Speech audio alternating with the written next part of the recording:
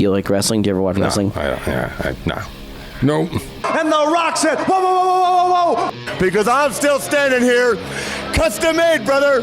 Woo! And I mean custom made. From the alligators to the Ole Cassini right here.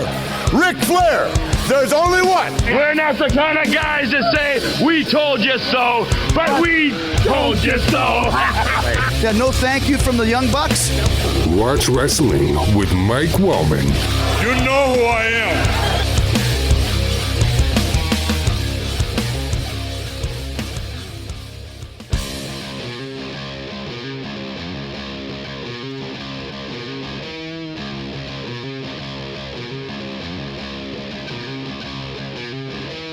What's up, gang? Welcome to Watch Wrestling with Mike Wellman, the podcast that breaks down the biggest stories in and out of the ring. What's up, gang? It is good to be back. My name is Mike Wellman. I am your host. Thank you for hitting that play button. We appreciate you here, as always. This is episode 66 of Watch Wrestling with Mike Wellman. We are hitting you guys with 2 episodes this week. We had to do a tribute episode to Bray Wyatt. So go back and check out our episode paying homage and remembering Bray Wyatt. Joining me on this episode, as always, he is the dude who's playing a dude, pretending to be another dude. I am joined by wrestling fan Chris, a.k.a. the Notorious KRS. What's up, Chris? What's going on? I'm ready for this podcast. You could say I'm all in. Are you brawl in?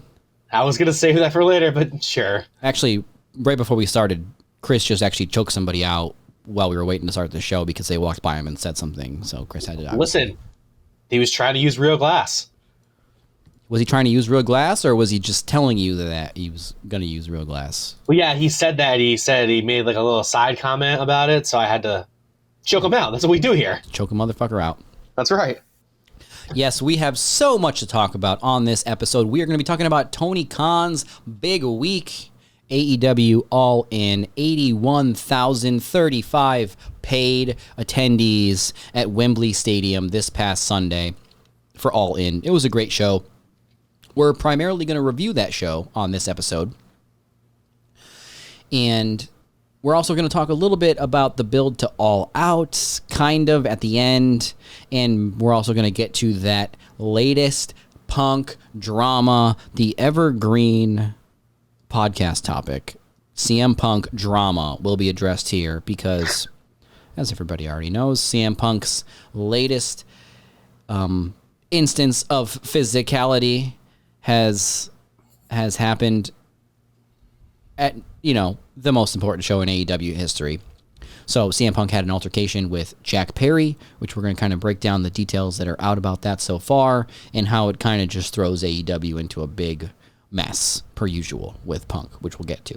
So, yes, plenty to discuss today, but before we go any farther...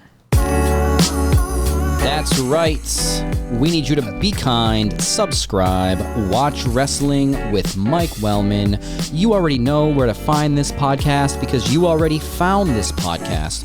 Whether it was on Apple Podcasts, you found the Moneymaker on YouTube, Spotify, RIP Stitcher, Google Podcasts, wherever else you find your podcast. And if you can't find us where you find your podcast, hit us up on social media. We are at W Wrestling Pod on Twitter, at Watch Wrestling Podcast on Instagram. Also have a Facebook page. Be sure to like our Facebook page and follow us there. We see you, Facebook followers, Facebook gang. We also have a Patreon. You can consider supporting the best wrestling podcast around on Patreon. Choose a tier that fits. We have the Foundation tier, the Click tier, and the Gang Affiliated tier. We don't care which tier you choose, as long as you get that debit card Gang Affiliated. Now, we appreciate you here as always. Let people know. And check out what the game's been missing. Watch Wrestling with Mike Wellman. Be kind, like, and subscribe. And we won't have any problems, will we, Chris? We will not. I will not be choking out anyone. But if you don't subscribe, oh boy, better call David Zaslav. You're gonna have to pay me $1 million not to choke people out. That's right. That's what one bill Phil got paid for. It was, can you stop attacking people? Well, he's gonna have to give that money back. We'll pay you. Just stop attacking people. No, I'm not saying he was legitimately attacking everybody in every instance. But No. yes. So let's start talking about AEW All In. So first of all, in general, this was a huge show. Every single thing just seemed so just gigantic. Every entrance, a lot of people just looked like stars coming out in front of 81,000 people. So much to get to on the show. Overall, I thought the show was pretty tame. I felt like what AEW did was they just didn't take any risks on this show. They just wanted to make sure that they had kind of a buttoned up, very good wrestling show from top to bottom on such a big night for them, their biggest night ever, the biggest wrestling. You know, they say it was the biggest wrestling show. Really, the metric is paid attendance. So you can start handing out tickets. Obviously, those people didn't pay to get in. So that's the number that AEW is claiming to have the highest at. 81,000 basically paid to get into Wembley Stadium to watch Chuck Taylor deliver an awful waffle. I would have too. So, yeah, so the whole show was good. There was no big angles, you could say, run at the show. There was no big surprises, no big returns, no big turns, no big betrayals. There was, I mean, in the main event, there was obviously like Roderick Strong shenanigans, but in general, it was from top to bottom pretty much just very good wrestling match followed by very good wrestling match, right? The pre-show had some stuff with Jeff Jarrett and Grado came out on the pre-show. We heard the rumor that there was going to be a Jeff Jarrett versus Grado match on this card. Ultimately, we got a pre-show segment. And yeah, just the whole vibe. The show starting during the daytime, the sun going down midway through, being the outdoor venue, you know, just all of the pyro, Jericho playing with Fozzy. The whole show was just very just gigantic in nature. AEW's biggest ever night for sure. So what does that mean? Somebody has to come along and steal all the headlines, of course, right? Yes. Because there was a match on the pre-show. The FTW Championship. Hook regained the FTW Championship against formerly Jungle Boy, now officially Jungle Man, Jack Perry. So this thing caught me when I was watching this pre-show. I heard him say it, and I was like, oh, good. He goes, you know what that is? Jack Perry says this when he's touching the windshield of a car. He says, you know what that is? That's real glass. Cry me a river. First of all, that's about the most tame shoot line that you can have. It really is. Cry me a river? Like, yeah, cry me a river. Everybody can cry me a river who doesn't like me. How about that? I don't care. That's not that offensive. That line is so like tame. I thought it was a work. It was. I instantly said, "Oh, that is totally acceptable to me," because he didn't say anything vile. He didn't say anything too insider. Like, it was insider in that if you didn't know that story, you wouldn't know what the heck he was talking about because it had nothing to do with the on-screen product. But to me, it was kind of just like when MJF came out last year at Double or Nothing. Or was it even last year or the year before? And he did that little airplane movement with his body just to kind of tell the fans, like, I'm here, you know. Yeah, exactly. So he says the line, that's real glass. Because really, AEW is built on the backs of wrestlers who would take dirt sheet drama and bring it from off the screen onto the screen. Every week on Being the Elite, that's what you would tune in for, is what would the Young Bucks have to say about this line or that guy said this. You know, what is Kenny Omega, how is he going to work in some vague reference to the meta situation that we're dealing with? But now Jack Perry does that, and all of a sudden he's going into business for himself. You know, it's just crazy to me. So let's talk about this. So the match itself was a pre-show match. Jack Perry goes through the glass. Hook wins the belt back. Apparently some shit went down. Jack Perry going back through the curtain. First match on the card on the pay-per-view is set to be CM Punk versus Samoa Joe. Right now we have people crossing paths. Basically, the story is that Punk and Jack Perry came face to face. They had previously had an altercation on an episode of Collision regarding Jack Perry wanting to use real glass for something. I don't think it came out. Was he talking about a glass bottle? Was it a sheet of glass? Was it going through a glass window? Or was it just the usage of glass? Like Punk didn't want to utilize the element of glass? Or was it just that Jack Perry wanted to use like some super dangerous real glass and become the next Goldberg? That's a great point. I just assumed it was super dangerous real glass, but it might be all those other examples that you had. Yeah, like it wasn't clear to me, like with that altercation, was Punk saying like we're not doing any glass spots, whether they're real glass or fake? Or was he saying like we're not doing stupid shit with real glass here? We're not trying to commit suicide here. You know? Either way, they had a confrontation. It was about glass, the usage of glass. But here's the thing. While everybody on the internet is out there saying, this guy's full of lies, that guy's full of lies, at a minimum, can certain things be established here? Can we establish that when Jack Perry looks into the camera and says, that's real glass, Crimea River, doesn't that mean that we can kind of say that that altercation most likely definitely happened? Like, when Jack Perry himself is saying things into the camera, can't we kind of acknowledge that that maybe, like, we can put that one to bed, that that one probably happened? You know, yes. The glass news. So whoever told that news, whoever revealed that news, in turn, they got that one right? Well done, yes. There's all this, everything is mystified, and we need to demystify stuff here. So, so Jack Perry makes the real glass line, and I literally didn't think anything was going to happen because people do this all the time in wrestling, especially now. Like Ricky Starks did this to Punk, and you didn't hear anything about it, you know? So, So they had an altercation, apparently. Apparently, the more details come out about this, the more serious it seems. At first, it seemed like not a big deal. And this also just goes to show you how little you know about what's going on just by watching the show, okay? Yes, CM Punk looked a little grumpy when he came out for his match at Wembley, but you wouldn't have known that he just had a tussle with a guy. Yeah, no way. You know? So, and Samoa Joe allegedly broke it up, had to convince CM Punk to go out for the match. So they basically have an altercation, I'm getting ahead of myself, where they face off and Punk says, like, you got a problem. And Jack Perry says, like, you heard what I said, do something about it. So Punk did something about it. He allegedly pushed him, maybe, definitely put him in I believe it was a guillotine choke.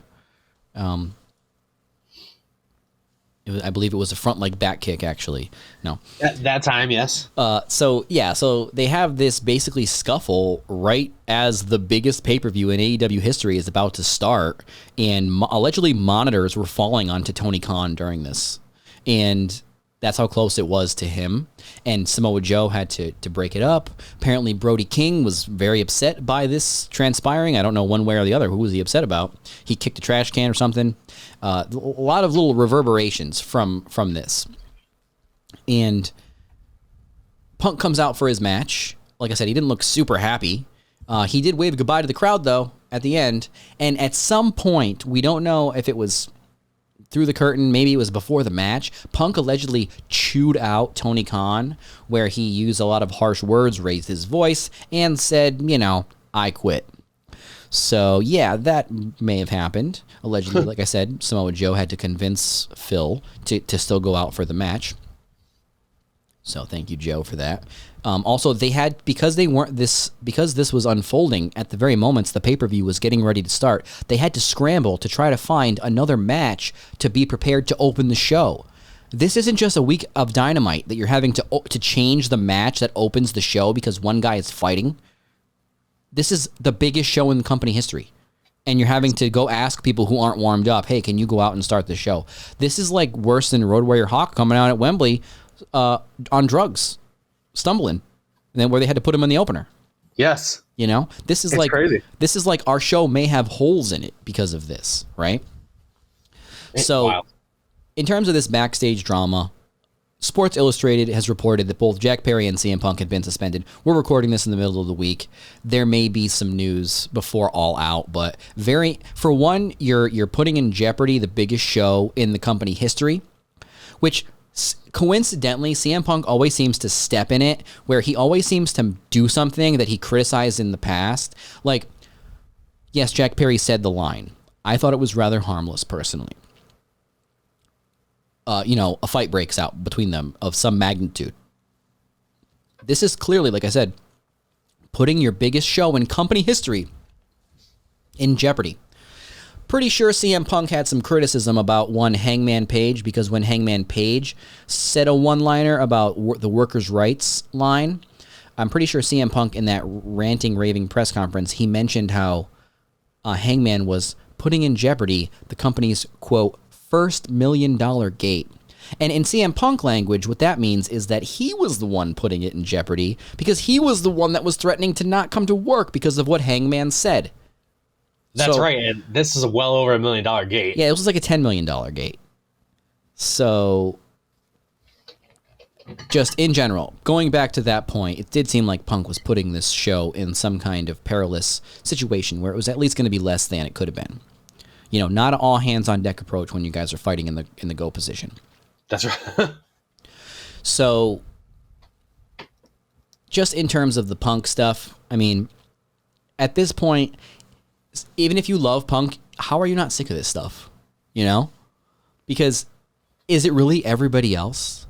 CM Punk, the man who said in the pipe bomb, which granted, we covered the pipe bomb on this show. Go back and listen to it in the podcast archives, pal. The lines in the pipe bomb promo back in 2011, they were approved, allegedly, by management. But CM Punk did let out the line that when Vince McMahon dies, that company was going to get taken over by his idiotic daughter and his douchebag son-in-law. So this is a man who can say those things about his bosses, essentially, and get, not repercussions. Obviously, they didn't probably love him after that, but, he was basically, that promo made him famous, saying, that John Cena is not as good of an ass kisser as Dwayne, okay? This is a work shoot, but these are shoot lines. But yet he can't take lines about how Hangman Page is the line he said that CM Punk is still talking about a year later. Hangman said he's going to protect AEW from CM Punk, just alluding to the rumor that Punk got Colt Cabana, ousted. So that's too much for Punk. In his mind, Hangman's putting the $1 million gate in jeopardy, right? So now we need to do legal stuff after that, which Punk admitted to in his article with Mark Raimondi when he said lawyers were told that. That was the line he said in that article when he kind of didn't talk about the brawl out, but he did mention a little bit of the beforehand. So then, obviously, Punk had the brawl out with the Young Bucks, Kenny Omega, and then he comes back, and we hear these rumors that he's getting people banned, like from showing up at Collision tapings. Like people like Ryan Nemeth can't come to Collision. People like Christopher Daniels, the head of talent relations, can't come to the building. That's insane. I know. Oh my God. Essentially, you're superior in the company. I mean, as an independent contractor, you're an independent contractor, but the hierarchy is still there. And the chaos around Hangman Page being flown to Collision for a pre-tape, but then being told that the promo had to be filmed off-site, which there was some back and forth about whether that was real or not. Punk said he didn't know about that whatsoever. That's fine. I mean, that also tracks with AEW and the level of backstage chaos that they deal with. And what else happened with CM Punk lately? Yeah, but I mean, so CM Punk seems like the guy who would say, I don't know what you're talking about that whole Hangman thing. I don't know what you mean. But he told 45 people that he never wants to see Hangman near him, like in the building with him ever again. So like he didn't directly say Hangman has to have his promo off-site. But he did tell everyone around for like weeks and weeks that he never wants to see Hangman. So like, yeah, you didn't tell him that to get outside Punk, but you definitely made everyone do it. He's that type of guy who like, I didn't say it, but really we know. Well, it certainly calls into question all of the affirmations that he has asserted over this time about how he didn't get Colt Cabana. Even Tony Khan said that he had nothing to do with it. He had nothing to do with Hangman being told to go off-site, It just calls it into question. I'm not saying I believe one way or the other, but it just makes it, you're just not building credibility with this stuff. That's all. Touche. Like there are some people when they say, I saw this happen backstage, that they have credibility. CM Punk, you're getting his story, his side of the story, So you've got the Collision stuff. Jack Perry altercation happens on Collision. Punk had a big hand in making Collision the show that it was. He was kind of dictating things for Collision, kind of trying to control the show. I mean, to the extent that he's telling certain people they can't show up onto the building. And then now he's got this, I mean, he also had that issue with Moxley where he put that Instagram post up where he was saying that Dave Meltzer is a liar because Meltzer said something. I don't even remember what it was. It doesn't even matter what it was. Just Punk had to. I mean, it's like he came out of the woodwork to say Meltzer was a liar. Shouldn't that tell you something? People say stuff all the time about Punk. And then he also said something about Moxley, about how back when they were doing their feud, he like refused to do Moxley's idea and had to be told to show up to work to do it, like to either to drop the belt to then win it back. It was just, real life beef there. Maybe not the biggest, relatively speaking, but real life issues now with Punk and Moxley. So you end up with quite a few people that Punk has had negative interactions with in his time in AEW, and for a lot of different reasons. Some of it was like really fundamental stuff that he thought that he was passionate about regarding his character, his match, his finish, and some of it was like comments that people made, like Ryan Nemeth saying the softest man alive. So you can't take someone tweeting out the softest man alive, implying that it's you, not even saying it by name. That doesn't sound like you're the hardest man alive. No, it does not. That's not cowboy shit. Very good. Yeah, Got him. like I tweeted, challenging people to fights backstage because you know that you won't get in trouble and that they will get in trouble, that's not cowboy shit, no matter who you're a fan of. Because literally, this is how it works in the real world. The guy who's willing to fight is willing to lose it all. If you got a guy at work who's willing to throw down, he's willing to lose that job that day. He's not going to throw down and then try to get you fired. There's such a thing as professionalism. There's also such a thing as, whether you want to call it standing up for yourself. Maybe you've been hit in the head too many times and you have this toxic idea about fighting and how you need to fight everybody who looks at you wrong. And in your eyes, that's just standing up for yourself. But you can't have it both ways. You can't be like the de facto manager of something, dictating to others what is and isn't going to happen at work, and then you're willing to fight everybody. Because guess what?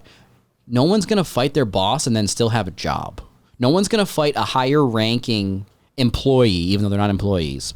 No one's going to fight the top guy. You're not going to have a fist fight and then still have a job. So what? CM Punk's going to say, hey, you want to go outside? And then some random locker room guy drops him like a bad habit. And then what? Is that guy going to have a job?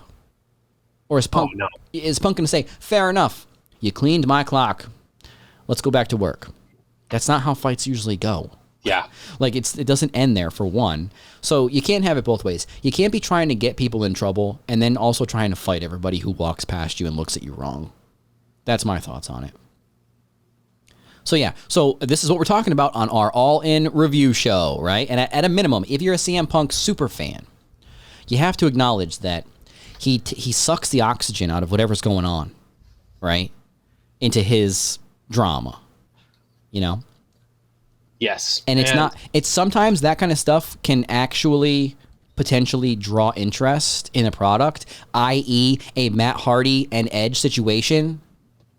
I mean, think about it. Edge stole Matt Hardy's girl, and they still were able to work together and have a match.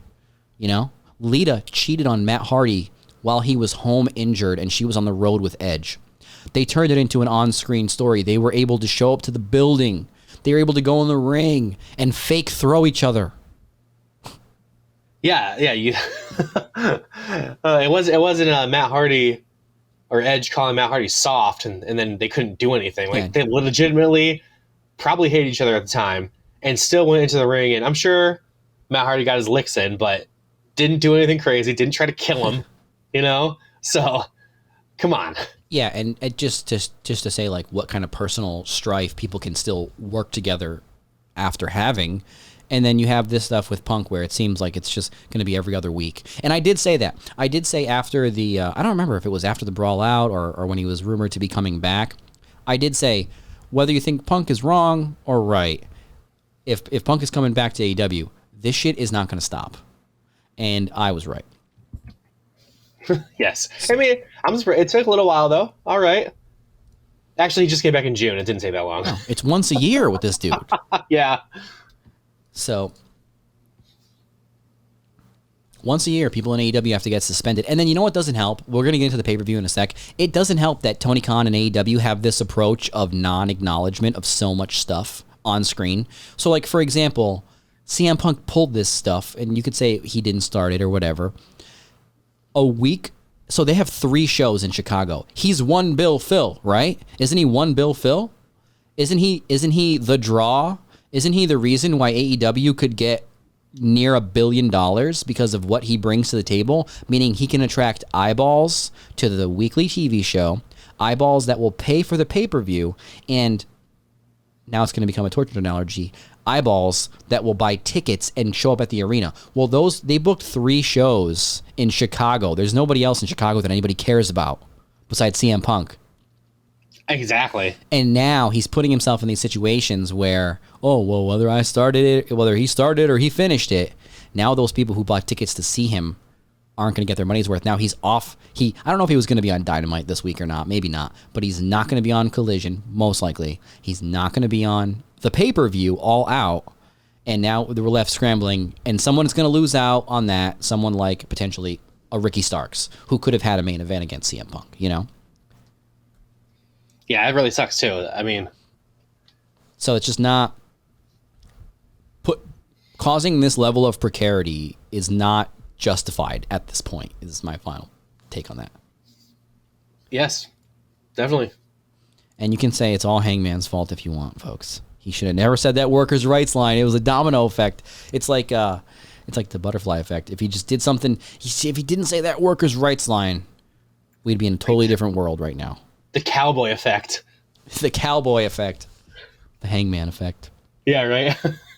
All right, so let's get into this actual wrestling show that took place in front of 81,000 people here. All right, so All In. First of all, like I said, this was a huge show. I liked the video wall entrance. I liked the video tunnel. You know, it was cool. Like the video walls were also part of the tunnel. I just thought that was cool. Yeah, that's good. Good effect. Even when people were walking back through it, I just thought it was cool. So we got, to start off the show, we had JR on commentary, Excalibur, and Nigel. I liked it. I like it. They did swap out JR, I believe, for Taz and Shivani at one point. So first match on the card was CM Punk versus Samoa Joe. This was a good match.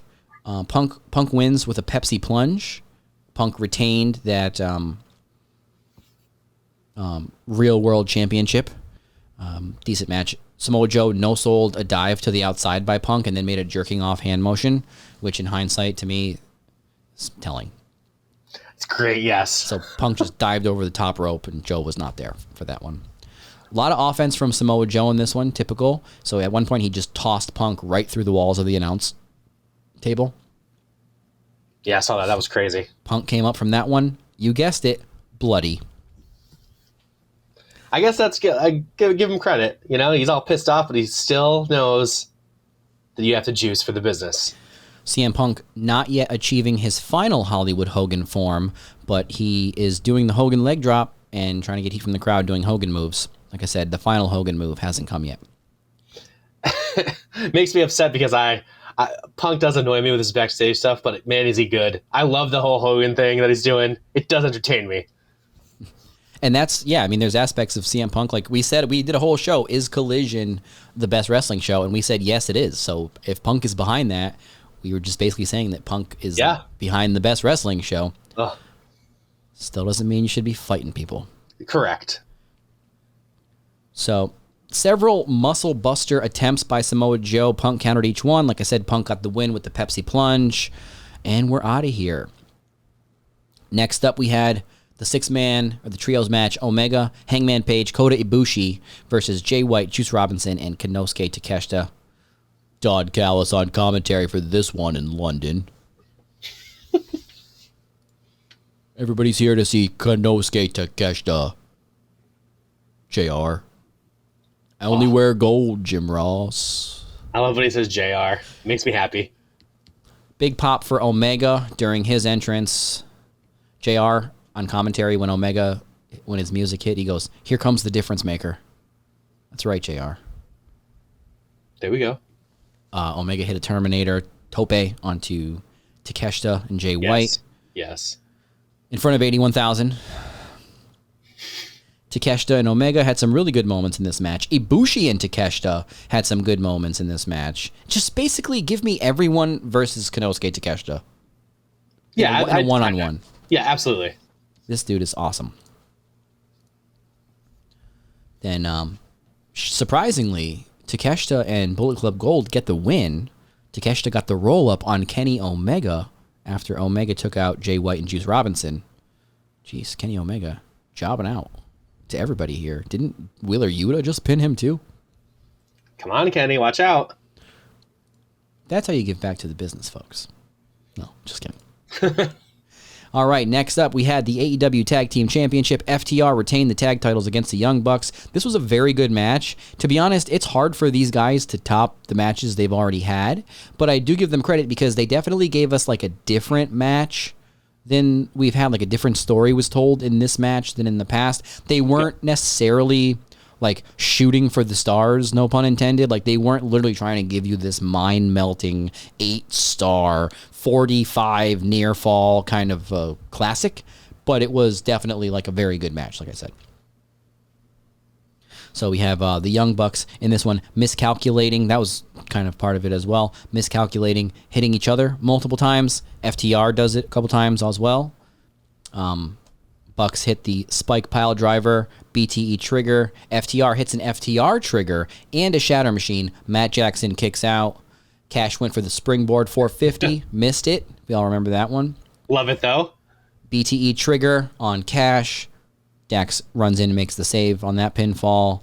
The Bucks hit Dax with the shatter machine. A second BTE trigger on Cash. This is how you finish a match, folks. Oh, and then Cash kicks out. The Bucks go for the Meltzer driver. This was the ending I loved. The Bucks go for the Meltzer driver. FTR counters into a shatter machine and Cash pinning Nick Jackson in this match.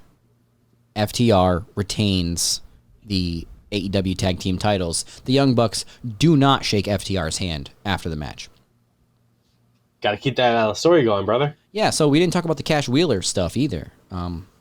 He was able to, make it out there to London, even though he's got some charges. Aggravated assault, I believe, is the charge. Yeah. He is out on bail, pretty much.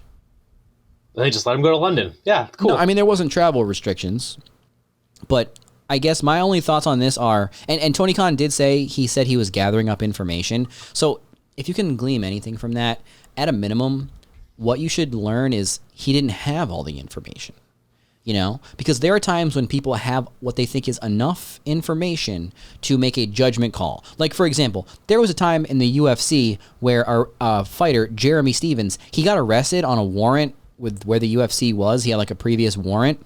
He gets arrested, and Dana White was infamously tweeting out, "We're going to get him out of jail, and he's going to fight tonight," right?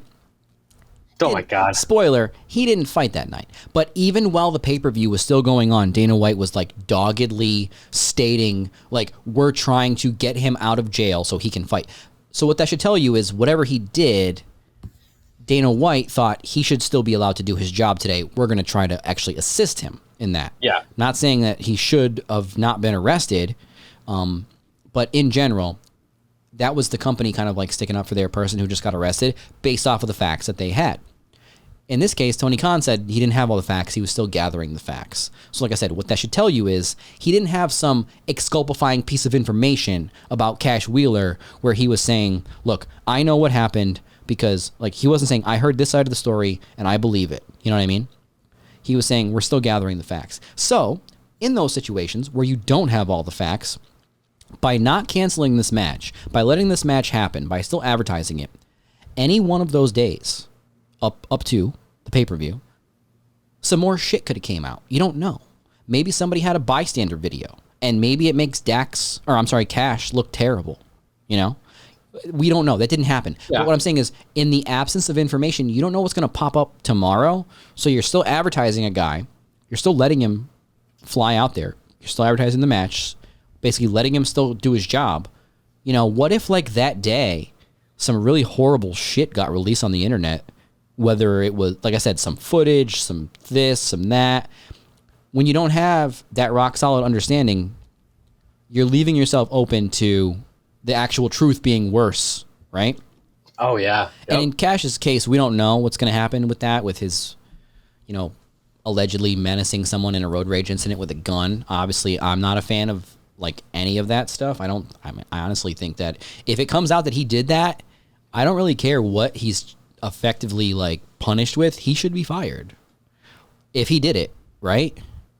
Yes, I agree. I just think if he did like what the facts are out, if you point a gun at someone in traffic, ultimately, and that person contacts the authorities, like they didn't just point their gun back at you and say, I got one too, bang, bang, peace out. Yeah. Like they contacted the authorities. That's not what someone would do if they themselves were also like a gunslinger or a gang member or a criminal of some kind. Exactly. A fellow gun-toting, rageaholic.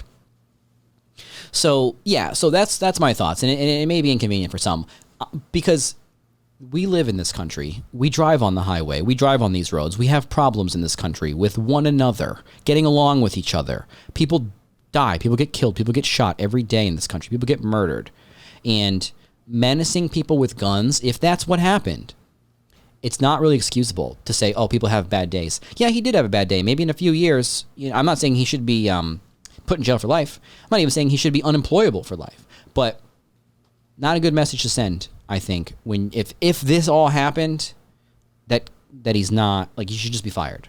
People get fired for saying things on Twitter, Yeah, I think I agree. Yes. That's it. And obviously, if there is some circumstance where maybe there was a car behind him that flashed a gun at him, like, I'm just speculating. If there was some weird aspect of this that we all don't know about because we don't have all the facts, obviously that changes things. But again, if it's what happened, if it's what the charges say, obviously he might be in a little bit of legal trouble, but yes, you should fire him. And I say that saying that FTR is like one of my favorite tag teams. Yeah. So just had to say that. So very good match. Like I said, I thought the Bucks were going to win this match for sure. I did too. Okay, so now I got to take a sip of water here before we get into this Stadium Stampede.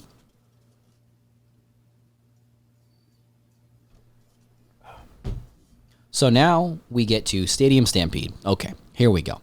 Jon Moxley, Claudio Castagnoli, Wheeler Yuta, Ortiz, and Mike Santana, back people, versus Orange Cassidy, Chuck Taylor, Trent, Penta El Zero Miedo, and Eddie Kingston. That is a weird team. Yes, it is. I am even you just reading it is like strange. Just super pumped that Chuck Taylor and Penta are in the same match, and it's the Stadium Stampede match. So this match, we're going to try to take spot by spot here. Just going to try to go through so much insanity in this match, a classic Stadium Stampede. It was really more of like an Anarchy in the Arena match, if there is a difference. There wasn't like ziplining through the stadium and jumping off, because there's actually people in the stadium, So, but yes, you got to have a Stadium Stampede at Wembley Stadium. So the Blackpool Combat Club team enters through the crowd. The Best Friends team comes out, and Kingston goes right for Claudio. They fight up the ramp and then out into the stadium. Santana and Ortiz face off with the Best Friends in the ring. Epic face off. The OG parking lot fight. What are you doing, Chris? Are you having a parking lot fight? Oh, no, we're good. Sorry, we're good. Santana and Ortiz, like I said, facing off with the Best Friends in the ring. The participants from the original parking lot fight. Oh, yes. Trent moonsaults off the top rope onto Ortiz, Santana, and some trash cans. Moxley has a branding iron, an homage to Terry Funk. Oh, yeah. Penta lays out Santana and Ortiz with chair shots. Kind of brutal chair shots here from Penta. I know it's Stadium Stampede. A little scary. I was... Yuta and Chuck, they're fighting backstage, as are Claudio and Eddie Kingston. Penta and Santana have a nice exchange in the ring. Moxley's just bleeding now. We get a paradigm shift on Penta. Moxley gets the skewers. Brutal. He's a week early for a Labor Day cookout, folks. God. But so Penta straight up blasts these skewers into Moxley's head in a disgusting display of violence. So he like pops them down into his head, like hammers them in there, and then they all kind of like fall and shoot out. So Moxley's got that whole like skewer. It literally looked like his head like was changed by like when the skewers went into his head. Like, oh my god, his head like changed shape. Just bad, yeah. Ugh. It's like something out of some CZW shit. Where's the fork? Well, I think there was a fork. I think so. Yeah. Santana and Penta. That was my note for that. Yes. Penta and Santana. So Eddie and Claudio are fighting up into the stands now.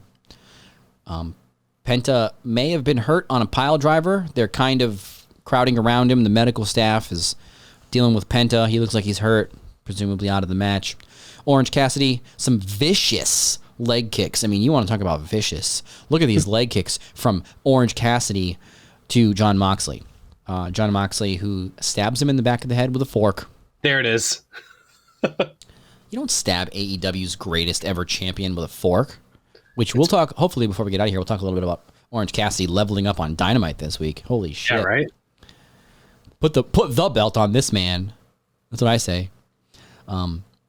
Lots of pile drivers and brain busters onto chairs in this match. It was a very chaotic match. And I said this before about the anarchy in the arena. One of the good things about these matches is you just get spot after spot after spot. It's like seconds apart. It's like, boom, these guys are doing the spot on some chairs. Cut to those guys out there. He's getting a suplex through a guardrail outside where nobody's even watching. Like, somebody's bleeding. It's just there's never a moment to rest in these matches because there's 10 guys and they're all like doing something. It's crazy. So Wheeler Yuta suplexes Chuck Taylor, like I mentioned, onto a barricade outside the building. They were just out there by themselves with the cameraman for this business. Taylor and Kingston are beating Claudio and Yuta with an umbrella because they're in London. It might rain. Exactly. So Santana and Moxley are beating on Orange Cassidy with a barbed wire bat. Eddie Kingston just beat up some security guy. What the heck? Got out of his way. This really is stampede through this stadium.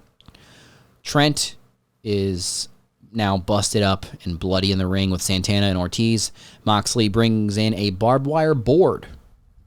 So then we get a splash from Ortiz onto Trent. Moxley hits a sit-down pile driver on Trent on the steel stairs.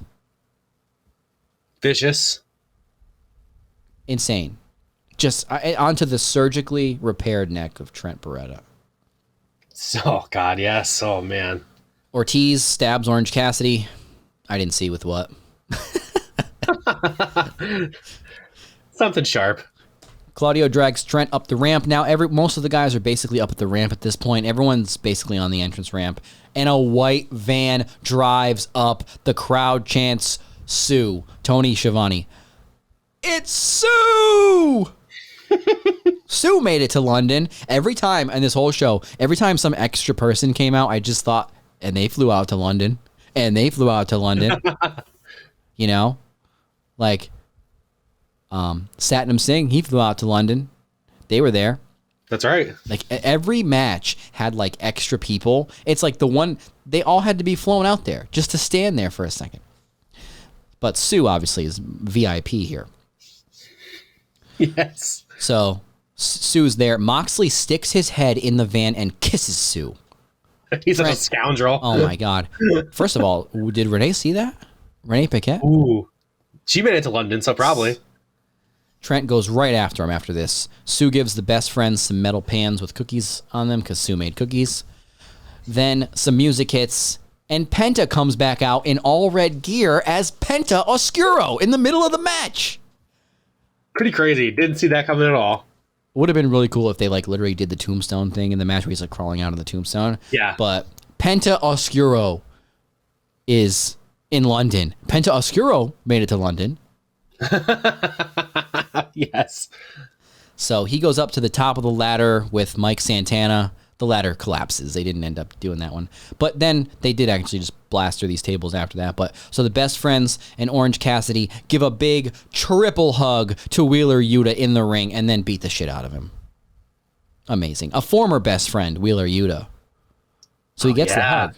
He gets the hug, but then he gets his ass kicked.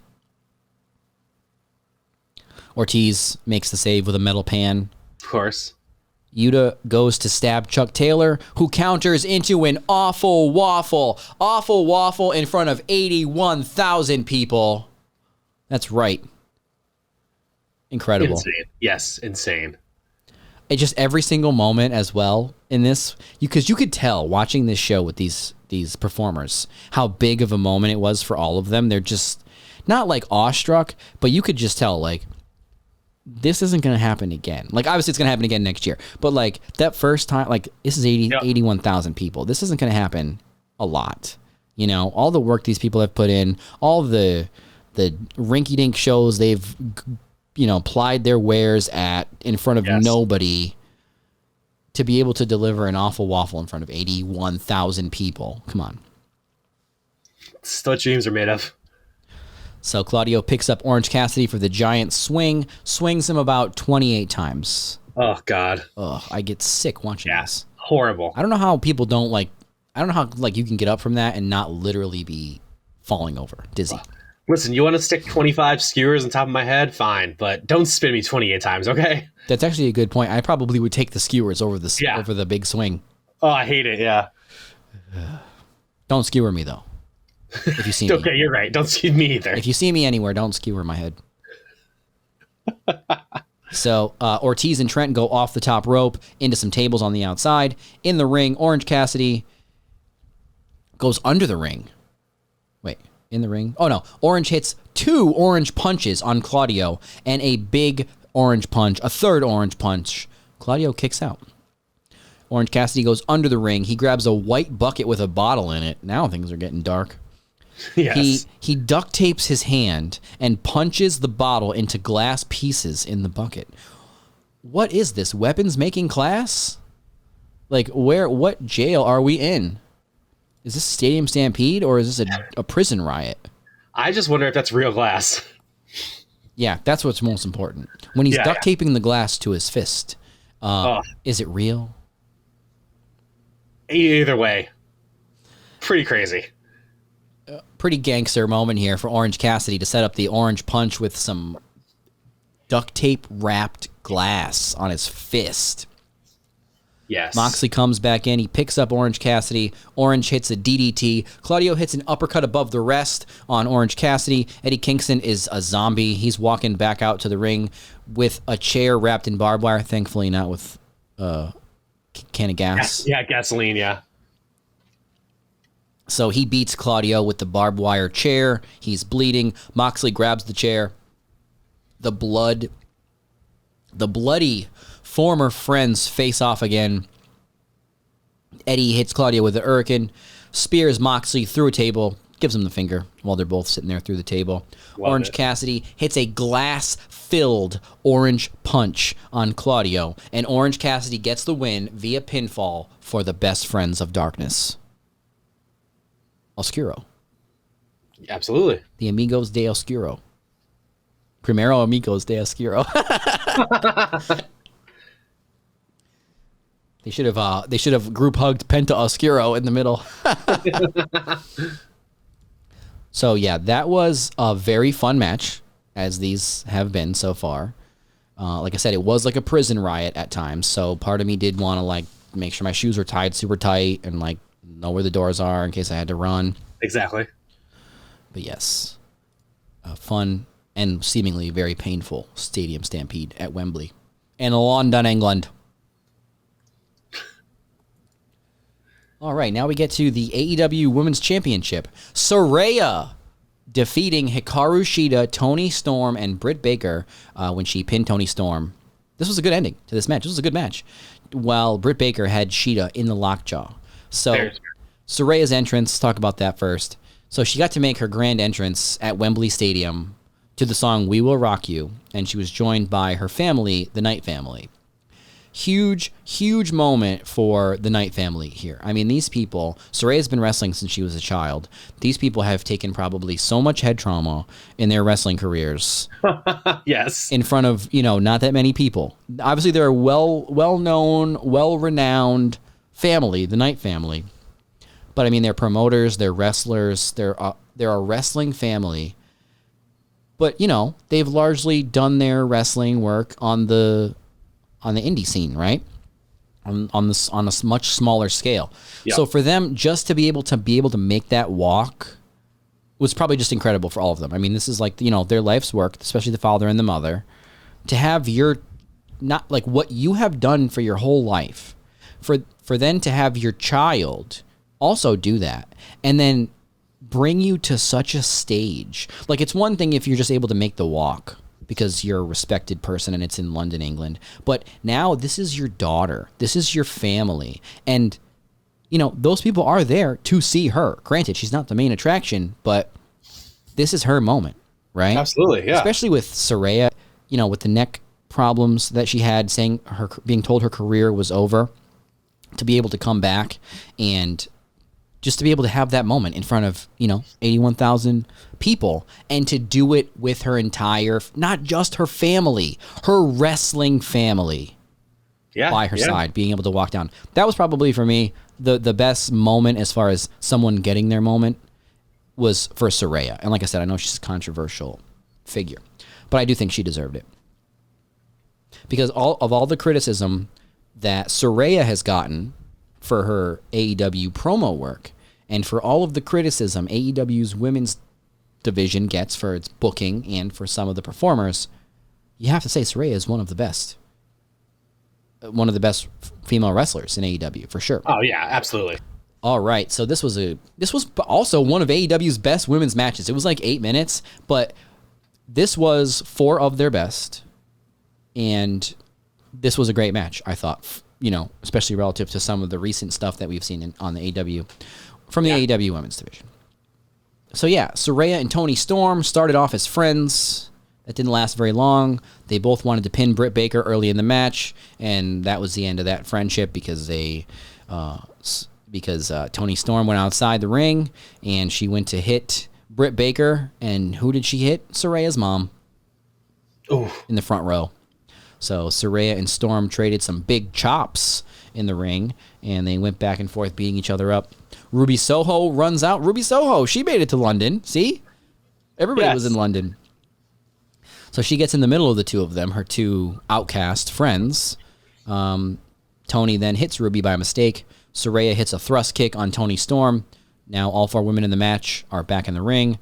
Saraya and Toni Storm are still fighting. Saraya puts Toni Storm in the octopus stretch. Britt Baker hits a stomp on Toni Storm while she's in the octopus.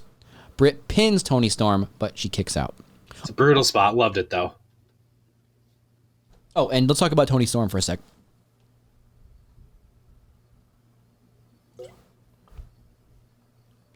This Toni Storm character, I didn't like it at first, but when she threw that shoe at Renee Paquette on Wednesday on Dynamite, it won me over. She's like, yes. I can't even trust this shoe, and she throws it at Renee. Now I get it. She's doing very good work. Yes. Like at first, I was like, I even thought like, not just do I like this or not, but I even went that extra like step of saying, is the AEW fan base that everybody likes to chide, is the AEW fan base going to get this Toni Storm character? Are they going to appreciate it? Mm-hmm. And that's what I was thinking at first, but now, after she threw that shoe at Renee, I don't care. I'm entertained. I agree. Perfect. I'm glad you're here. Yeah. Just, now I get it. When you're just kind of like talking, it's one thing, but start throwing those shoes. You got me. So yes, did she throw any shoes in this match? No, I don't think so.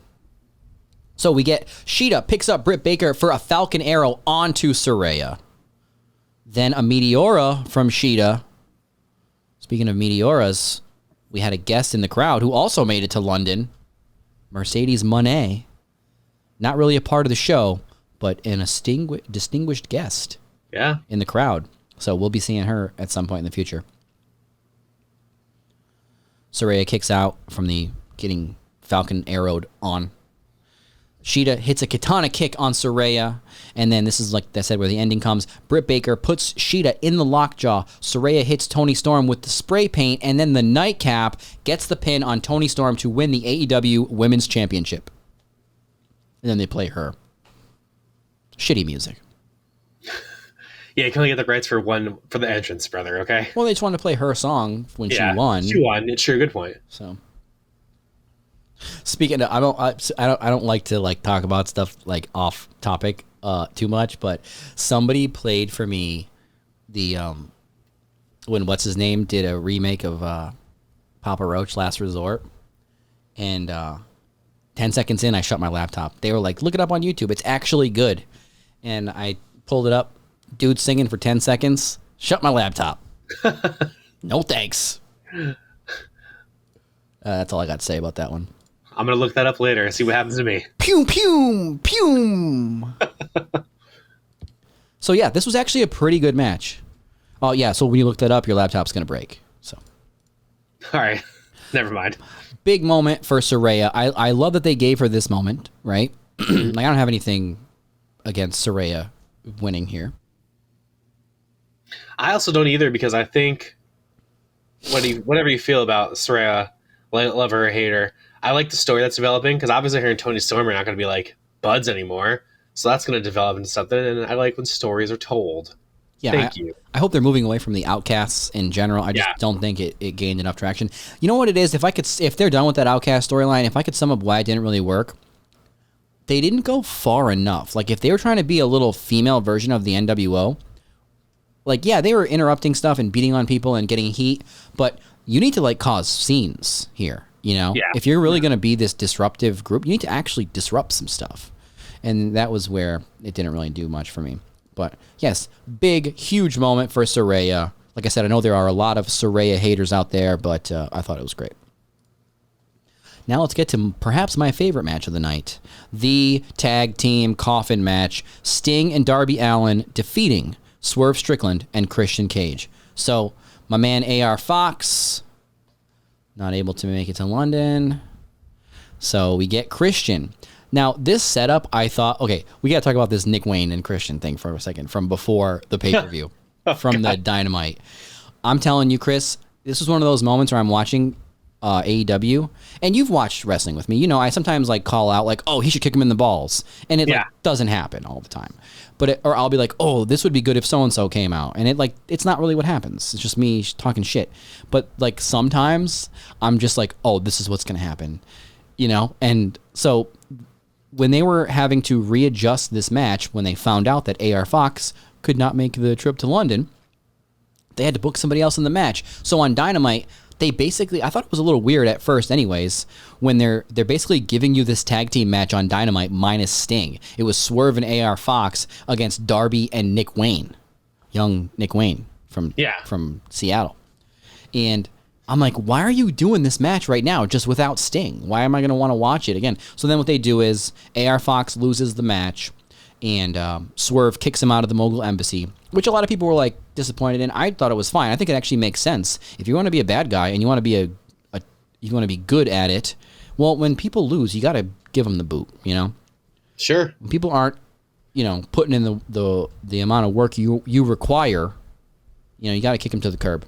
So I was fine with the whole storyline element of Swerve kicking out AR Fox. It's like, I hope they get back together maybe. And it did kind of negate everything else they had done by like going to Nick Wayne's gym and beating him within an inch of his life. But now they're not friends. And now AR Fox is allegedly friends with Darby, but not Nick Wayne, logically. So, but then, you know, there's always this AEW element of chaos where somebody extra just shows up. So we got Nick Wayne and Darby in the ring. And then out comes Christian Cage and Luchasaurus. And Christian, like, he's just kind of standing there and with his, like, Christian posture. And, like, the camera went on Nick Wayne and Darby for, like, 1 second after Christian. And I was like, oh, my God, please, yes, please do this. And then Christian starts talking, and he's just talking with this, like, deliberate, like, you know, Nick Wayne. I'm not going to do a Christian impression. I don't have one prepared. That wasn't bad, though. But he's like, And then he says it. He goes, I know you have a father. And the crowd just goes, oh, like, oh.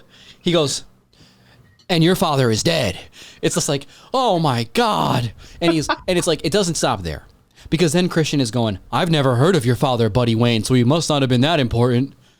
And it's like, yes, I'm so sorry for Nick Wayne to have to go through this again.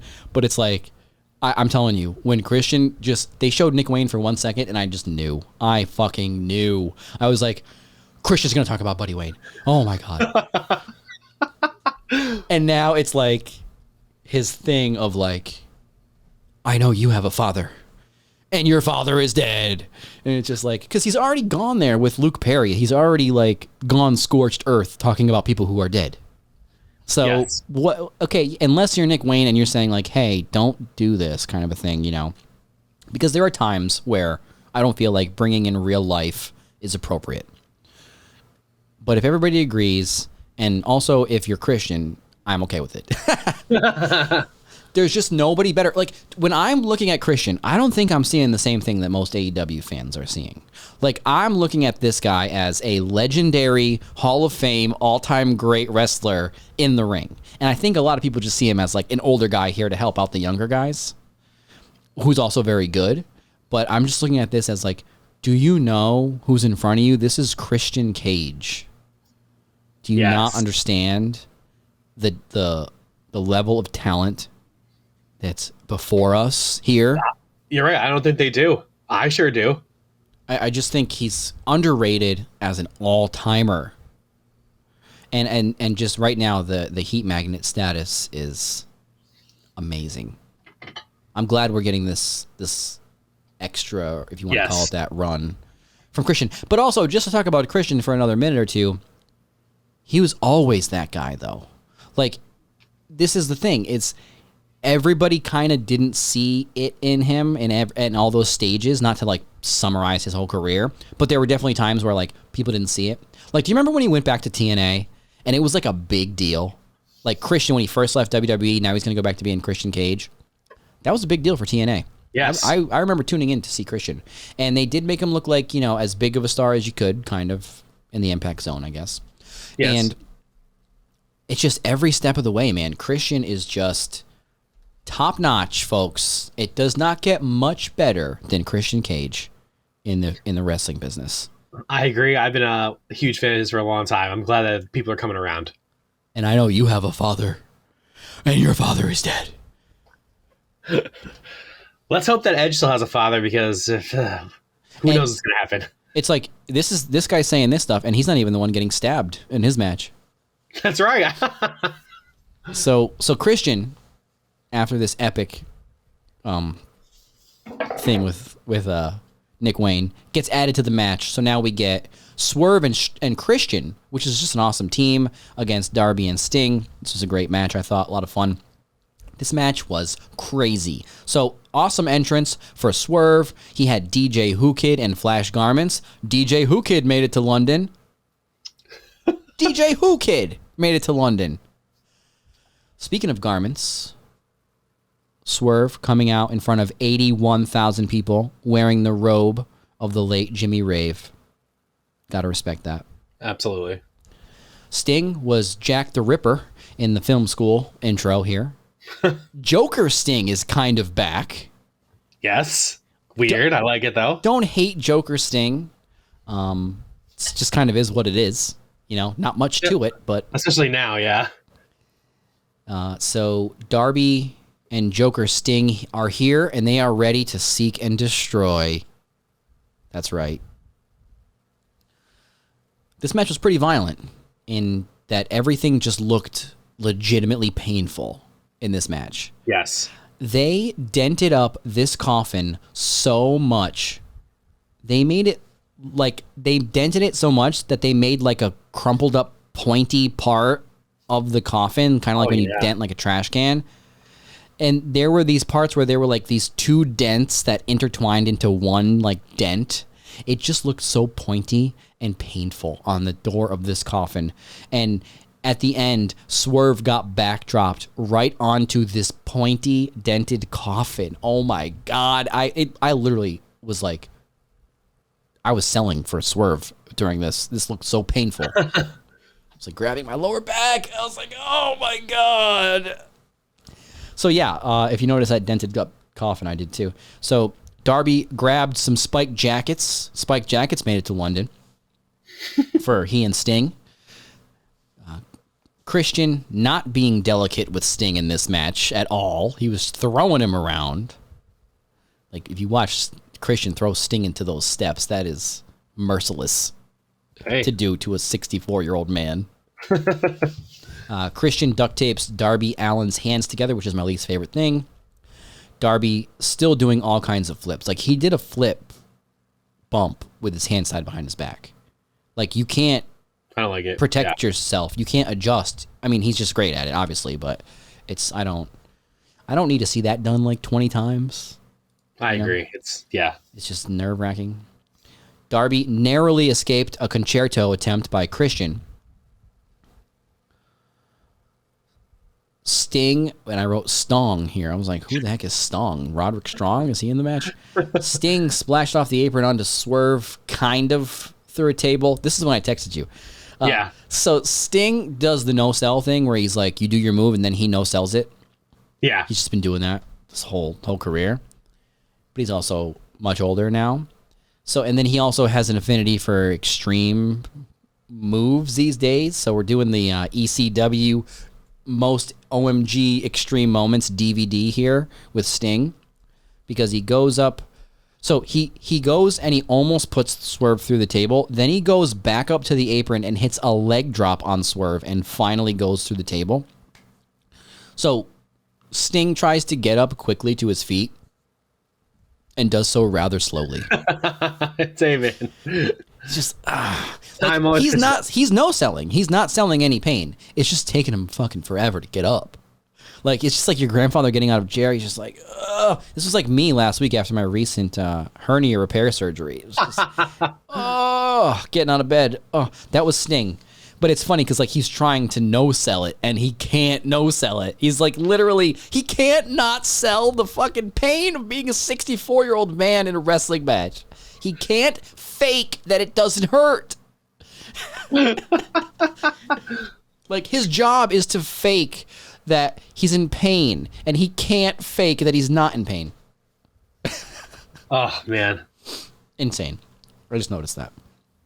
So, everybody's trying to get each other in the coffin. Everybody's hands are getting stuck. Sting was in the coffin. He used the bat to keep it pried open. People's fingers are keeping the coffin open to avoid getting it shut all the way. At one point, I don't remember who it was, if it was Swerve, they were just slamming this coffin door. Like, whew. I don't know if that was a gimmick coffin, but if that was a real coffin, that thing was definitely unforgiving. Oh, yeah. So Nick Wayne and Luchasaurus had a little bit of a moment here at Wembley. Luchasaurus carded Nick Wayne off. Luchasaurus and Nick Wayne made it to London. I was just saying, Luchasaurus made it to London, yeah. The ending comes when Darby hits a coffin drop on Swerve, who was hanging out of the coffin. Sting was holding the coffin door shut, so Darby actually coffin dropped onto the outside of a coffin. He did so earlier in the match, too. But he coffin dropped onto the coffin, and then they shut Swerve inside of it to get the win. Very fun match. Looked very painful, though. Swerve tweeting out a few days later that he was still in the coffin. I love it. As he should be. Oh. All right. Another good match on the card here. Will Ospreay defeating Chris Jericho after what I called a 2x Hidden Blade Stormbreaker combo. So we get Fozzy kicking us off here. So Jericho and Fozzy got to play Judas in front of 81,000 people at Wembley Stadium. That was pretty cool. So it's just like Jericho's in a band. It's hard. Like, this is what I want to convey. Like I said, everything is in front of 80,000 people, right? So it's a big deal. So it's pretty awesome for Jericho. Like, he's in the band. The band tours. They played a show the night before. The crowd, they did a tribute to Bray Wyatt during the Fozzy concert. But So he's in a rock band. He obviously idolizes classic rock legends like Freddie Mercury, like the band Queen. He did the hey yo, hey yo, back and forth with the crowd. Another, life moment here, getting to do the hey yo in Wembley Stadium with 81,000 people. Absolutely. Like, then his band gets to play the song, right? So then, yeah, granted, those people didn't all pay to go see Fozzy, for sure. I get that. But, dude, this is Wembley Stadium. You're not getting another chance. If you can get your band in front of 81,000 people at Wembley, come on. I wouldn't care. Jericho probably wouldn't care if he was opening up for Taylor Swift if Fozzy got to play Wembley. Oh, yeah. And here's who Fozzy got to open for. Chris Jericho. That's what's crazy about this. Is like, yes, he's getting his band on the show. That's fine.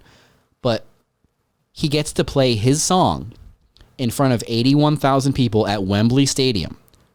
Those 81,000 people are all singing his song that he's playing. Not just singing his song while it's on the PA system. They're singing with his band at Wembley Stadium. And then that's the intro. He gets to then go out and do his real job, which is wrestle in front of 81,000 people at Wembley Stadium. Just must have been an all-time moment for Jericho. I don't know that there's going to be a bigger moment in Jericho's career, essentially, right? Obviously, maybe there might have been a more important one, maybe like winning a certain match or something, but doesn't get bigger than that. Yeah. For Fozzy, for Jericho, just a cool moment for all of them. Like, we can treat it as a throwaway moment. Jericho just wanted to get, some live music. Fozzy, they sing his entrance song, whatever. But we know on this podcast, because we have covered Chris Jericho, Wrestle Kingdom 12 against Kenny Omega, we know how long the song Fozzy has been in the wrestling lexicon. Since that New Japan cutscene introducing Jericho, right? In New Japan with Fozzy, with Judas, which me not being a Fozzy listener, I didn't know what that song was. The beginning of of Judas, and now I wouldn't either. Now you have 81,000 people singing in Wembley Stadium. So, plus it's pretty cool to sing your own entrance music and then go wrestle. That's pretty awesome. Yeah, and again, in front of 81,000 people at Wembley Stadium, like, it's profound on so many levels for all of these people, and that's what I was saying earlier. So this was there was also a big fireworks display during Fozzy. Like, they're never going to get a pyro display like that. They had that big arch over Wembley Stadium, like, decked out, lit up, and glowing and blinking and everything. Fireworks going off around Wembley Stadium. You're not getting pyro like that again the rest of Fozzy.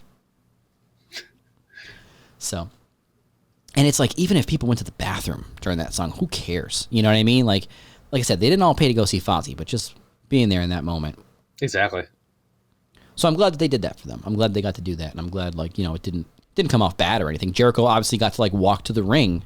I was concerned about his microphone for a sec, because I've been places where the band's walking around, the mic stops working if you get too far. And then I'm thinking to myself, wait a sec. In wrestling, they go all over the place with these microphones. Why would it, as if there was going to be too far from the band and the mic was going to stop working? I don't know. But, so this was a good match. So Will Ospreay is amazing. Possibly the best wrestler in the world, Will Ospreay. If you have any other wrestler as the best wrestler in the world, I mean, I think we'd have to go to a jury of our peers here, because I can make a case for Will Ospreay being the best in the world. Beating Okada, Omega, Jericho. I think, maybe I was just maybe I was just thinking he used too much of a spot machine.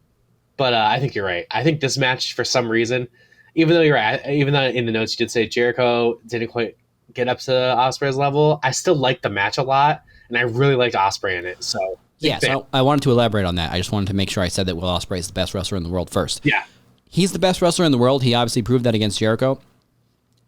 But I think at this point, the gap between Jericho and the best wrestler in the world in 2023 is kind of evident. Jericho's thing is that he can get in there with whoever the best in the world is of the day, right? Think Wrestle Kingdom 12 against Kenny Omega, the match that changed wrestling. All thanks to Don Callis. Yes. And in that match, obviously he could hang with Omega. He could have a 5-star match. I just think at this point, the younger you go, you're looking to wrestle, people who are on the bleeding edge of the best in the world at this. The gaps are starting to show with Jericho. He can hang, But a lot of this match was Will Ospreay jumping and diving and moving and flipping, and Jericho kind of staying in the middle of the ring, taking all the moves, you know? And he did a great job. It wasn't a bad match. I loved this match. It was just that the gaps are becoming kind of a little bit more evident. Yeah. There's nothing wrong with that. Exactly. To be expected. I agree with you. Especially, I like your point of when you get a little younger. It's like, yeah, Kenny Omega a little older than Ospreay, I think. But, and also, yeah, you're right. I love Jericho still, and he can hang. And it's fine if he just is in those matches taking the moves, but I think you're right. He can't get to that level again, but he's been wrestling for a long time, and he could get to that level before, so it's okay. And it could just be the level of talent in Will Ospreay, you know? Yeah, good point. But yeah, I did notice that, a difference here, as opposed to Jericho. You know, he was keeping up, but, you know, Will Ospreay is the best wrestler in the world, is my opinion. I'm not going to fight you. So yes, Will Ospreay won, got the big win in his home country. And just to talk for a second about Will Ospreay's awesome promo to set up this match, we haven't heard anything from Will Ospreay on AEW TV pretty much at all. He kind of just shows up before Forbidden Door and attacks somebody, and then he's on the card or whatever. Or somebody goes to Japan to face him in a New Japan match. That promo that he cut in the contract signing or whatever against Jericho was awesome. He's basically saying how people are going to be lining up to pay him millions of dollars in 6 months, and it's true, and they should, and AEW should sign him. Like, I know Tony Khan's got this relationship with New Japan where he doesn't want to poach all their talent, but if there was one or two talents worth maybe harming your relationship with New Japan to get those two talented people on your roster, I would say those two people are obviously Will Ospreay and Mercedes, but Will Ospreay for sure. Like, this guy, he has all the potential in the world.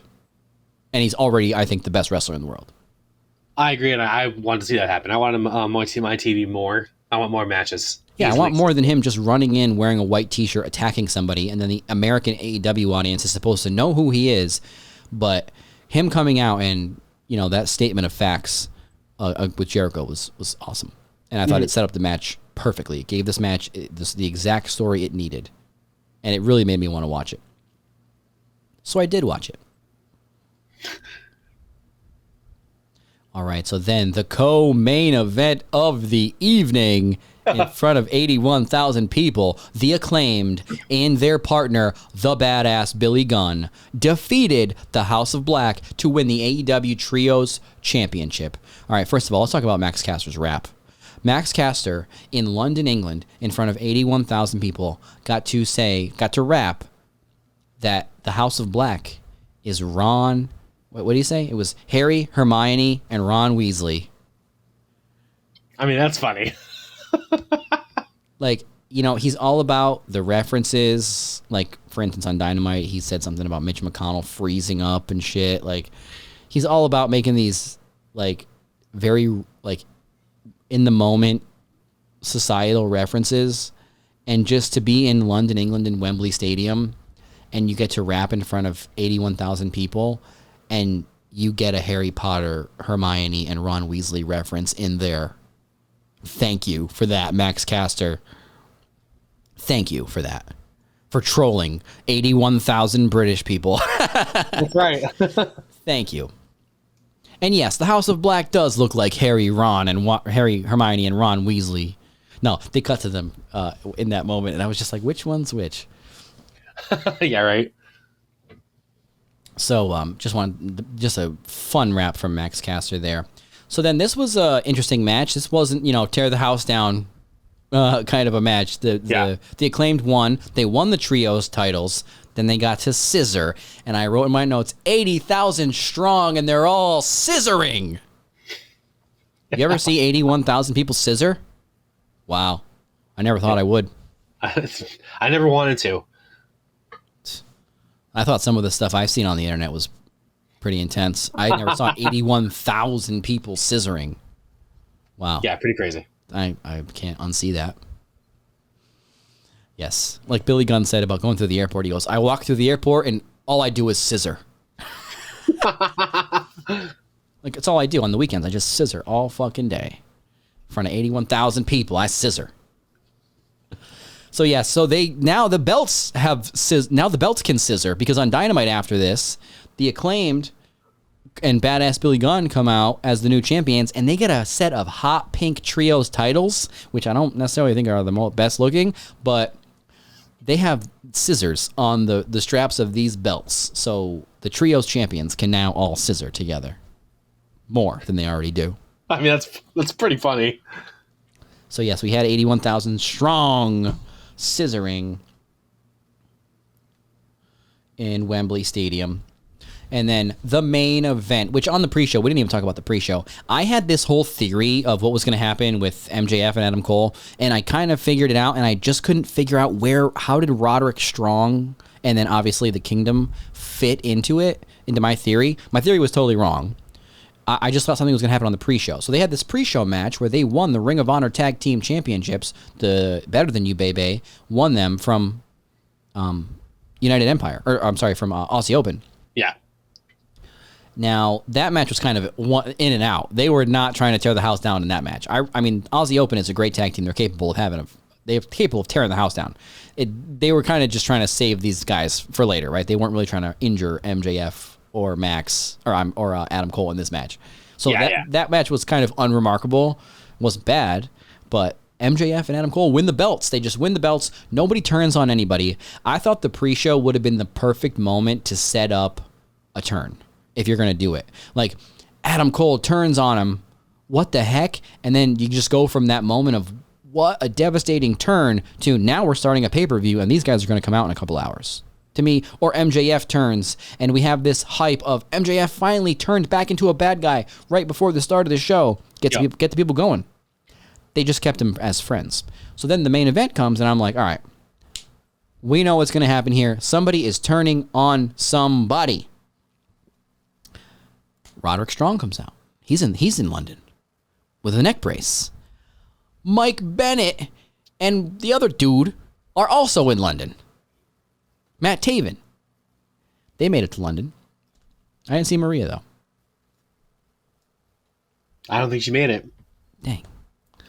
So I just wasn't sure. I just was like, if one of them turns on the other, how does Roderick fit? Because he's going to be a part of it. He's in every week on Dynamite. This guy's losing his mind, almost re-injuring his neck, getting mad. He's like, damn. The one time was like a meme when they don't even, they just cut, they're having fun in the ring and they just cut to Roderick and he's just, Yeah. like you're just supposed to already know he's pissed off. So they just cut to him. He's just raging. So for the main event here, MJF comes out with the devil mask on, which to me, that's a heel thing for MJF. Yeah, he's a baby face now. You shouldn't be wearing that devil mask, dude. You're a baby face. MJF retained the AEW World title in this match. Both men had moments where they would refuse to use the dirty tactics on the other. Like MJF would not pile drive Adam Cole head first onto the announce table, knowing the struggle Adam Cole has gone through with his post-concussion symptoms. Yep. So he just couldn't bring himself to do it. Then Adam Cole can't bring himself in the... So MJF, he's also got the diamond ring. That's in play. He does not use the diamond ring. He puts it back in his junk. And then now Adam Cole... So Roderick Strong low blows MJF at one point when the ref is down, helping Adam Cole. Adam Cole is like, I don't want to win the match this way, Roderick. What the heck? Yeah. So Adam Cole finally at the end of the match, he has, and they also, wait, did we do the double? Oh, okay. So they did the double clothesline on each other. Bryce Remsburg counts them both out to 3. 1, 2, 3. We get a double, a draw, and then MJF retains the title. Adam Cole gets on the mic and says he wants 5 more minutes. This didn't go to a time limit draw, so I don't know why he was saying he wanted 5 more minutes. They should have just said restart the match. Tony Khan should have came out and said, restart the match. But then MJF says, no, Adam, we're not doing 5 minutes. We're doing it as long as it takes. Oh, shit. What Pretty would happen nice. after 5 minutes? Were we at a time limit draw? We weren't. 5 minutes, the match nothing should happen. And then, so that did get the crowd going, though. It's like, oh, boy, 5 more minutes. Oh, we're going to go as long as we need to. They should have then proceeded to put on a hour-long Broadway after that match, after that moment. That would have been crazy, yeah. Like, you're just 20 minutes in, you're like, are we still here? What the heck is going on? 20 minutes later, like that FTR and Bullet Club match on Collision, it's like going an hour. So the actual finish of the match came when Adam Cole had MJF dazed. He had the AEW championship ready to just hit MJF over the head with it. But he did not. He did not use it on his brochacho. And MJF proceeded to catch Adam Cole with a roll-up and get the pin by roll-up. Same way Cody won the NWA World title from Nick Aldis at the original All In. Not with the championship belt, but with a roll-up. So, we get the roll-up at Wembley. MJF retains. There's this moment of Adam Cole's like dejected in the corner. MJF comes over, picks him up, reassures him. They're still friends. They remained best friends. The show ended with both baby faces holding up their titles, confetti raining down on foggy London town. Just overall babyface ending, right, to the show. Yeah. I was surprised by that, to be honest. Me too. I feel like they just wanted to play it safe. Like they just wanted to not do anything too controversial in case it didn't go over or get over, kind of a thing. Like, let's say MJF has the moment, right? Well, what if the crowd like was not into it? What if they were too busy chanting, "Oh, we love Roderick. Oh, we love Mike Bennett. Oh, who is that other guy?" You know, if they were just in the middle of a nice song and MJF, like, there could have been, the crowd could have turned on any kind of controversial thing. So they just kind of kept it. It's just a big show. Paul White, you want to make sure that it kind of goes off without a hitch, despite what CM Punk does, right? That's right. So it's like, they just, like I said, they played it safe. It wasn't bad, but there was no like show spanning angle where something in the beginning happens, it's a catalyst for something in the end. It was just kind of, it was just like a babyface show, basically. You know? Smart move. I think just in case. And you could also extend this story a little more because people seem to like it. It's really fun. And it's not worn out as welcome at all. So keep going. Yeah, it's not stale. It's not old or anything. I think it could get to that point. It's just not yet. So you don't have to kind of take it away from people. But at the same time, when you have the biggest show ever for your company, obviously you have another show the next week in All Out. There's not a continuation of this for the finale kind of to be at All Out. Now they're going into All Out and they are... What are they even doing? Are they defending? They're defending the Ring of Honor tag team titles against who?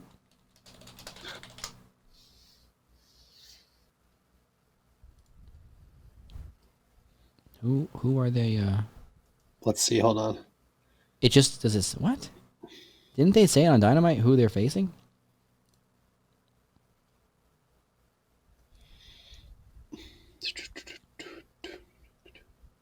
Oh, there's a Rampage Battle Royal. That's what it is. See, so we don't even know who they're facing at All Out. So there's not this continuation where, whatever, they're going to do something the following weekend, and that's where there's going to be the big turn right in front of the kind of rabid, diehard AEW Chicago fans. So we don't know kind of what's going to happen, but we just know that they're still buds. And, you know, with MJF, this story has been great. I just always thought from the beginning that it was always just setting up a turn back to heel. Like not that he's a babyface and then he's going to go back to being a bad guy, just that he was always a bad guy and he was pretending to be a good guy. That's what I thought was kind of the whole thing. Yeah. But I feel like MJF, this is just his babyface run. You know, he's going to go back to being a heel at some point, but this is his babyface run. Yeah. It's not bad. Yeah, Cole's going to turn, right? That's one thing, right? Eventually. Well, it's all play. Well, I don't know what's going on with the Roderick Strong. He's now just with the Kingdom now, so you can say goodbye to that friendship, which is fine, I guess, but I'm more concerned about why Roderick Strong has been wearing this neck brace for months. Why are you at work if you can't take your neck brace off for months? He's just in pain, all right? He's running around here banging on people's cars and banging on the backstage area with a neck brace on. But yeah, so we ended the show on a positive. We'll see where they go from here. Overall, like I said, I thought it was a great show. Not the best AEW show ever, just because, like I said, they didn't take risks. Everything was kind of just standard fare, right? There was no like, holy shit, Lucha Brothers, Young Bucks going through 5 tables in a ladder match on top of a cage, you know? There was, Stadium Stampede was awesome. The coffin match was awesome. Yeah. We got some big moments. Will Ospreay, Saraya. Yeah, good show overall. And now we get to go into AEW All Out, which, again, you would think going in here that whatever kind of wasn't paid off or finished off at All In, they would have been saving for All Out. But All Out, aside from the Kenny versus Takeshita match, is a completely different card. And also a very weird card, which we'll talk about for a minute before we get out of here. So we may have lost CM Punk for the card. He's up in the air. When you have to put people from the jungle in a guillotine choke, you tend to get suspended. Yes. When you do it in front of your boss. And when you ask every person who walks by, you want to fight about it? You want to fight about it? You want to fight about it, Chris? I know you want to get out of here. No, I know sorry, it's late. I don't want to fight about it. No. That's right. I didn't think so. You want to go outside? Chris is like, I do want to go outside. We've been doing this podcast for 3 hours. I want to go outside. I want to touch grass. No. Please.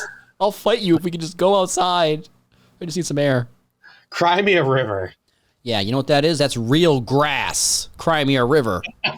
Nice. Very good. But yeah, no, the All Out card is so weird. You've got Powerhouse Hobbs versus Miro, which I like. I don't think it's enough to build kind of a card off of and sell a pay-per-view off of. Kenny Omega versus Konosuke Takeshita. Samoa Joe defending the Ring of Honor Television Championship against Shane Taylor. Honestly, all of these matches except for the Kenny match could have been on the pre-show. And on Collision, we're getting Ricky Starks. He's going to challenge Ricky the Dragon Steamboat to a strap match. I don't even know, like, what are we even doing? First of all, if there's any 70-year-old man capable of having a wrestling match, it is undoubtedly Richard the Dragon Steamboat, for sure. Healthiest man alive and wrestler. He never cheated to win a match. Never once. Yeah. I'm just saying, cheaters never prosper. He didn't cheat, and look at him. He's still good to go at 70. So I actually hope we don't see Ricky the Dragon Steamboat in a strap match. I hope that someone comes out, a younger person and takes his place. I think that will happen, yeah. That would be good. Kind of like with the RVD thing with Jungle Boy. Like, we didn't see Jerry Lynn fight Jungle Boy. RVD came out and fought him. Yeah. So we also have, like we said, the Brochachos are going to be defending against somebody who's going to win a battle royal on Friday night, which is for us is tomorrow night. And it's, again, for the Ring of Honor tag team titles. I care much more about the AEW tag team titles than I do the Ring of Honor tag team titles. The AEW tag team titles are not going to be on the line. The champs, FTR, are teaming with their foes, the Young Bucks, to take on the Bang Bang Gang, Jay White, Juice Robinson, Billy's son, and Billy's other son. Yes. And, what else we got on this All Out card? Just the build in general. I know that they suffered from both people being ill, people having travel issues coming from London to get to Dynamite, people having travel issues in Florida because of the hurricane. And so they almost didn't have an episode of Dynamite to build this pay-per-view off of, but based off of this card, very little of these matches, you didn't need to wait to see what happens at All Out or All In London. Like Kenny and Konosuke Takeshita. Obviously, that one was booked kind of ahead of time. You could have been saying, like, look, these guys are going to face off in a 6-man, but then the big match is next week. That would be fine. Because they weren't the big match at All In. Luchasaurus taking on Darby Allin. Obviously, Darby's going to win and take that title. Orange Cassidy defending against Jon Moxley. Orange Cassidy's promo on Dynamite. This might be how we close the show here. This was incredible. Orange Cassidy comes out here. First of all, he's in the match. He's getting his wrist duct taped with glass in London in front of 81,000 people just this past Saturday. Then this past Wednesday, he's in Chicago for Dynamite defending the title again against Penta. And then now he's going into a pay-per-view. Now, third time in a week, he's defending this championship in Chicago against Jon Moxley. So, first of all, I don't see how you ever have Orange Cassidy lose at this point. He's been booked too strong. Eventually, he's going to have to. Yeah. Put the AEW title on Orange Cassidy. Just do it. Okay? You've built him up. He's the top guy. let's give this man what he deserves, and let's give the people what they need, which is Orange Cassidy as your world champion. Do it. I mean, they did build him up. He keeps winning. He hasn't lost his title. No one has accomplished more in AEW than Orange Cassidy. Yeah, you're right. I'm sorry. I don't know how he does it. I don't either. I think he's going to lose, though. To Moxley, you think he's going to lose the title? Yes. I think it would make sense because he's so beaten down at this point from wrestling every 3 nights. Maybe I just hope he does, because I kind of feel bad for the guy. He needs a break. Yeah, he needs a vacation. Yeah. But at the same time, I just don't want this hot run that he's on to end. That's a good point, yeah. Because at first it was kind of like, oh, he's just going to keep winning. Oh, he's going to keep winning. And now it's like, yeah, I want to see this every week. You know, when Orange Cassidy comes out for a match, I don't think he's going to lose. That's pretty good booking. So then Orange Cassidy, with the promo of his career, he gets on the mic and starts talking himself up, talking to Jon Moxley, and then he closes it out with, "'Cause I'm Orange Cassidy, and I don't have a catchphrase." And this is how Dynamite ended. All jokes aside. Oh, yeah, one other match at AEW All Out that looks interesting. Eddie Kingston and Katsuyori Shibata versus Claudio and Wheeler Yuta. Random as hell, but looks like it's going to be fun. I like all the matches on the card. I do, but I don't know if I would ever buy this pay-per-view. I wish it was on Collision or something, or a big something I could watch just on TNT or whatever. Yeah, I've bought, every AEW pay-per-view so far. I'm considering maybe not buying this one. I don't know. I probably will, but this is the first one that I've ever thought oh, I can skip it. And I don't want to skip it. I want to see every match, obviously, even if I don't, even if it's highlights or whatever. But unfortunately, the AEW could have built this one better, right? This is part of Tony Khan's big week. Starts off in London. He's got to suspend his top guy. Goes to 3 shows in Chicago. There's a hurricane.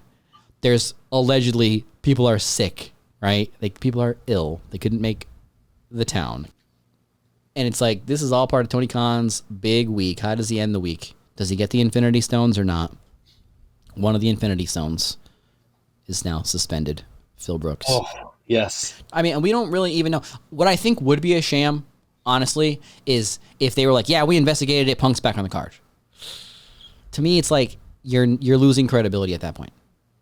It does suck that he's not on the card. It sucks for everybody who paid money. Sucks for all of Chicago. Sucks for Punk. Sucks for people watching who like him. But you just, this isn't the Rufus Sport gym. You can't just choke people when they piss you off. Yeah, no shit. Were you looking to get another win on your amateur record here? What the fuck? I heard there was footage in the back room, so you're right. If they have actual footage of it, and that ever gets out, and they just let Punk come back, and it really is his fault, that's really bad. So, I just don't think you can do any legitimate investigating in a week. You're at that point, you're just really trying to kind of paper over and everything and just get him back on the card. And with something like this, with a repeat guy who you're already Tony Khan's already dealing with Punk's legal team. That's how they communicate. They are not buds. You know what I mean? Even if ultimately nothing happens because he's a top guy and that's how the world works. Yeah. I think you need to take pause. Just like I said with Cash, but at the same time, I'm not the one who's got to try to get these ratings and pay-per-view buys and all that stuff. I can say whatever I want. Yeah, it's true. So that about does it for this episode of Watch Wrestling with Mike Wellman. It is good to be back. I feel better than ever, folks. I am like Kenny Omega. Don Callis is going to be putting up my MRIs on the screen on Dynamite, showing all the spots where I have been surgically repaired. But I'm here now. I'm good to go. We did 2 shows this week. Go back and check out our moving tribute to Wyndham Rotunda on the podcast feed and on our YouTube channel. And we will be back after All Out to review All Out. We'll be talking about some Grand Slam. We'll also maybe be talking about some WWE Payback results. That pay-per-view is also happening this weekend. So, like I said, that about does it for this episode of Watch Wrestling with Mike Wellman. What does this button do?